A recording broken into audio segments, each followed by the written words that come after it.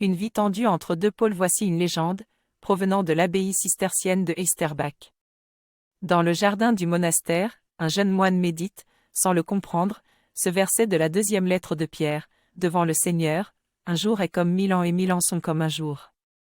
Tout en méditant, il s'enfonce dans la forêt. Il n'entend ni ne voit plus rien de ce qui se passe autour de lui. Mais le son de la cloche appelant aux vêpres le ramène au cloître. Un inconnu lui ouvre la porte, il entre dans l'église et rejoint sa place habituelle. Pourtant, quelqu'un l'occupe déjà. Jetant un regard sur l'assemblée des moines, il ne reconnaît personne.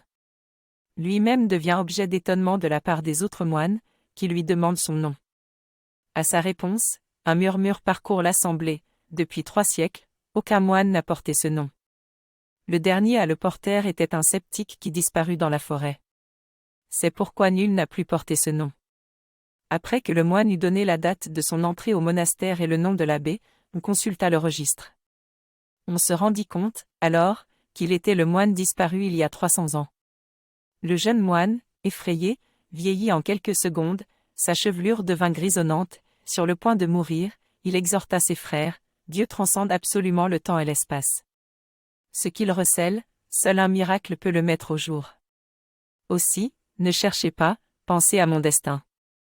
Je sais qu'un jour est comme 1000 ans et que 1000 ans sont comme un jour. Peut-être nous faut-il également un miracle pour comprendre le mystère du temps et de l'éternité.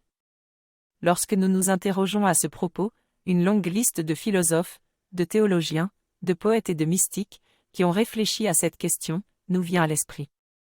Pour Augustin, le temps est insaisissable. Le passé est passé, l'instant ne cesse de nous échapper et le futur n'est pas encore présent. Martin Heidegger a donné pour titre à son œuvre majeure, Être et temps.